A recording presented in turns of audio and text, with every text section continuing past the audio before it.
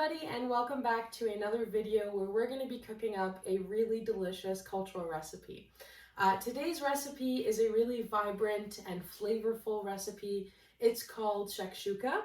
It is originally from the Middle Eastern, North African region of the world, and it is packed with all sorts of really delicious flavors, lots of nutrients, and it just looks very pretty at the end of it.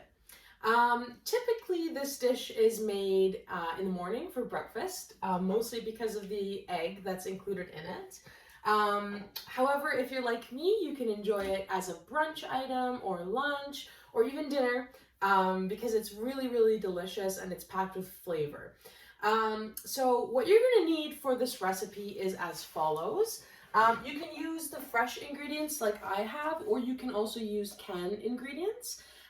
So what you're going to need is, if you do have any of these fresh ingredients, and I can tell you a little bit more about the substitutes, you'll need half of an onion that's going to get diced. So we just have ours right here. You'll need one whole bell pepper, red color preferably, diced up as well. So we've got one of those portioned out here. And you'll need 2 tomatoes. I've used Roma tomatoes because I really like their texture. But you can also use canned diced tomatoes, and you're just going to want to cut them up into little pieces because that's going to be the main foundation of the dish. If you have any greens at home, so if you've got like basil or parsley or cilantro, you can hang on to some of those at the end. It just makes for really pretty color.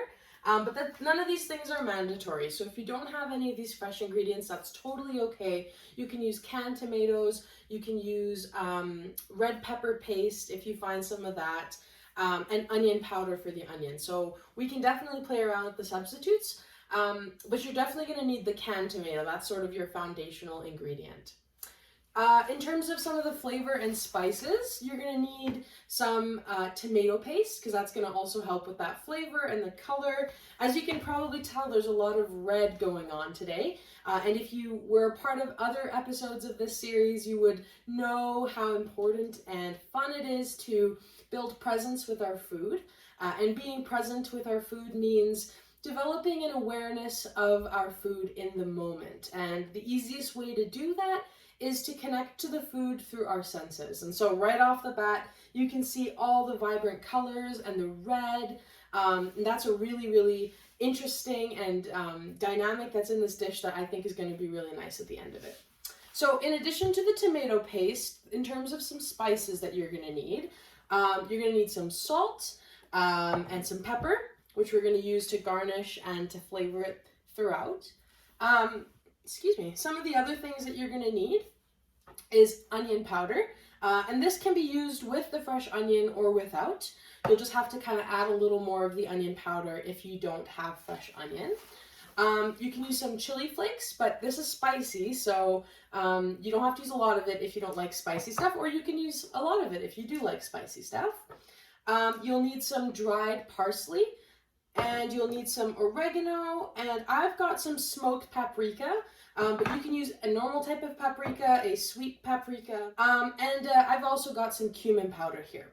So just to quickly go over the spices again, you've got cumin, onion powder, chili powder, salt, pepper, dried parsley, dried oregano, and smoked paprika. And that's pretty much it for the spices. You're going to find that these flavors work really well together, and you can definitely play around with the flavor of the tomato. And then the other thing that you're going to need that's not included in this section right here are eggs. I like to use 3 eggs for this because that makes enough for about 2 people. But this recipe, you can add up to 5 eggs, and you just have to make sure that you have a big enough pan. So that's a good kind of segue to the next part of the video, which is where we're going to cover the equipment that you might need for this. So you're going to need a pretty deep pan. This one's about that deep. And this is going to be enough for our 3 eggs and what you see over here. You're also going to need a lid that fits that pan, because what we're going to end up doing is we're going to cook up all these fresh ingredients with the spices and soften them down so that they turn into kind of like a paste, but not quite, like very, very soft. And then we're going to create little wells in the red sauce. and we're going to crack our eggs into it, and then we're going to pop a lid so that it gives it time for the eggs to steam. And that's going to make sure that our eggs get cooked.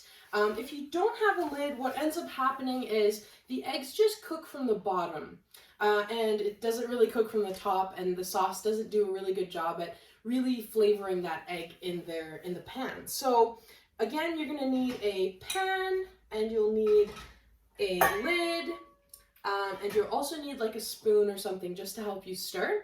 And the one ingredient that I forgot to mention is our olive oil. So this is going to be our base for this dish. It's going to give us the opportunity to cook our tomato and our red pepper really lovely in there, and it's going to also provide lots of flavor and lots of nutrients. Olive oil is a great source of omega, which is really healthy for our brains and our minds as we develop and grow. So lots of really great flavorings here. Can't wait to jump right into it. So now that we've gone over all of our ingredients, I want to talk a little bit more about how we're going to assemble it in a pan. So you can probably hear it sizzling here in the background. What I've got in this pan is about 2 tablespoons of olive oil. I've got our half diced onion and our red bell pepper that's diced. And we're just going to cook this here on a medium to high heat for about 5 minutes until our ingredients turn a bit soft. Once those ingredients are nice and soft, we can go ahead and start to season. So if you've got a measuring spoon, you can use a measuring spoon. We're going to add about similar portions of spices. So you're going to need about a half a teaspoon of salt. I'm just going to be using my eyeballs because I've made this dish a couple times and I know how the flavors work. But if you're more comfortable with a measuring spoon, you can definitely go ahead. I remember when I was little, my grandmother wouldn't really use measuring spoons. She sort of had it all memorized and would be able to just cook off her top of her mind, which was really, really neat. Alright, so our tomato and onion, I've put some salt on there. You also want to add about a half a teaspoon of black pepper. Great. Oh yes, this is starting to smell so good. Okay, and then we're going to go ahead and add our tomatoes at this point. If you've got canned tomatoes, you're welcome to put it in with the liquid. You don't have to strain it. So we're just going to go ahead and add our tomatoes. You can see it starting to cook and mix really lovely here together. And that tomato is going to release some liquid, which is what we need as well to help us cook the egg once it's time for our eggs to be added in. Your salt, you got your pepper, and now we can start to add some of our other spices. So I've got my cumin powder. I've got about half a teaspoon of cumin powder here. Just going to cover this up. I love cumin. It's one of my most favorite spices to use. So we've got our salt, our pepper, our cumin. We're going to add some onion powder, and if you don't have fresh onion and you just have your tomato, you want to add a little bit extra of the onion powder. I'm going to add about a half a teaspoon into here. Beautiful. You also want to add some dried parsley, same thing, half a teaspoon. You want to add about half a teaspoon of dried oregano.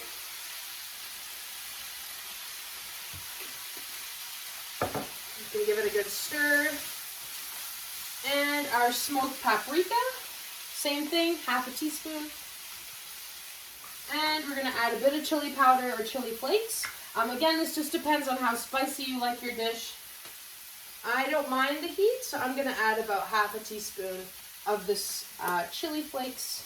But again, this is an optional one in case you don't like spicy stuff. That's totally fine. I'm gonna just quickly show you what things look like right now. So it's starting to soften up. It's losing a bit of that firm, rigid texture of the onion and the tomato that we had in the beginning. And this is exactly where we want to be right now. If you've got some tomato paste, you want to use about a tablespoon of tomato paste. You can just put it in here. Great. And we're going to mix everything together. Delicious. You can take a look at that color. And that flavor and it smells so, so good right now. I love the color of this dish. I think it's such a nice, fun color. It's really nice in the summer. Okay, and so at this point you can turn your heat down just a little bit. And I'm going to put my lid on just to help the ingredients cook up a little bit more. Oh, that smells so good. Yeah, and so at this point what I like to do is I'm going to be moving around and cleaning a little bit. So I'm going to put my dishes in the sink. I won't be using my canned ingredients today, so I'm going to be putting that away, and then I'm going to put my spices away. This is something that I learned as a pattern and a habit, just to learn when I'm cooking, is to keep the kitchen tidy, because it makes it a lot easier to cook and to work in the kitchen if it's all nice and clean. You do want to keep out your salt and pepper though, because you'll be using that throughout today's dish. At the end, if you need more salt, you can go ahead and add more salt or some more pepper. Okay, let's take a look at our pan here. Great. Oh yes, the ingredients are nice and soft. Oh yes, check it out. That's exactly what we're looking for here. That nice flavoring. All right, so we're gonna let this sit until the red pepper is totally soft, and then it'll be ready for us to crack our eggs into. So I'm just gonna pop the lid on here, and I will join you back once it's ready. Okay, so now that your main ingredients have been cooking for a few minutes, we're gonna take the lid off and see. Oh yes, this is what we're looking for. More softer looking ingredients. And so just right in here, I wanna recap. We've got our onions, our red pepper, our tomato, and all of our spices packed in there with flavor. And you can see it's really easy to move around. This is the texture that we're looking for right before we start to add in our eggs. And so what you want to do is just flatten out your mixture here so that when you put your eggs on it, it's cooking evenly. I like to use my spoon to sort of collect everything in the middle and then push down to make it even. Perfect. And I'm going to be using 3 eggs, so I'm going to make 3 little wells. I can show you what that looks like once I'm done here. Perfect. This part can be a little tricky. Perfect. So I've got 3 wells made here inside. As you can see, they're like 3 little holes. And in those little holes there, you're going to add a splash of olive oil. So just a little bit so the eggs don't stick. Perfect. Okay, and then this part can be a bit tricky because you don't want to get any shells in here. You want to crack your egg and open it right in there. Do another one like that, and a third one like that. Perfect. I'll bring it over here to show you what that looks like. Just like that. And so we want to put it back on our stove. We want to reduce the heat a little bit so we don't burn it. And we want to put the lid onto that and let it sit for about 5 to 7 minutes. You can check on it, but remember, every time you take the lid off, you're releasing that steam. So you really want to give it some time to cook evenly and rest evenly. So we'll give it a couple minutes and I'll jump right back on to show you what it looks like when it's ready. Okay, so the shakshuka has been cooking for a few minutes and we're going to check on it. One safety tip I want to share with you is if you're going to be looking at a pan or a pot that's got a lid on it, because of all that steam and pressure that's building up inside, you want to make sure that you're not opening the lid towards you, because that's going to create a rush of that steam and it can cause some discomfort or burn in the case that you direct it to your face or to yourself. So you want to always direct the steam that way so that it leaves the pan and doesn't come to your face. Oh yes, look at this. I'm going to show you a picture or video of, oh look at that. It's just sizzling really nicely, cooking really nicely, and it smells lovely. You can kind of see though that the eggs are still not quite cooked. So what we're going to do, because we can see that the edges are cooking really nicely, we don't want to burn it. We're going to turn down the heat a little bit more and we're going to put the lid back on and let it sit. So if your eggs look like this at this point, that's no problem. We're just going to reduce the heat and let it steam for a little longer. And it's almost ready. Okay, so our eggs are definitely ready. I'm just going to turn the steam away. Oh, it looks so beautiful. You can take a look here at what it looks like. The red and the fully cooked eggs. Oh, this is smelling so, so good. So at this stage, you can kind of play around with what you want to do for spices. I like to use a bit of salt and sprinkle it just directly over the egg to provide a little bit more flavor. And pepper on top of the egg as well, just to provide some of that color. Oh yes, look at this, check that out. That's looking really good. I like to go ahead and add my greens at this point, so let's go ahead and sprinkle this basil. It smells really good. And there you have it, that's your shakshuka. Really, really delicious flavoring, really nutritious. I'm gonna try to put some on my plate here.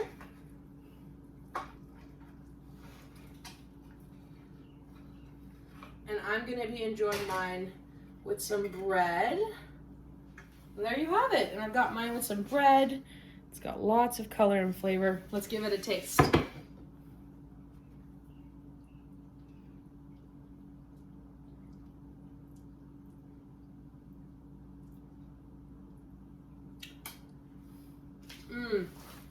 That is so good.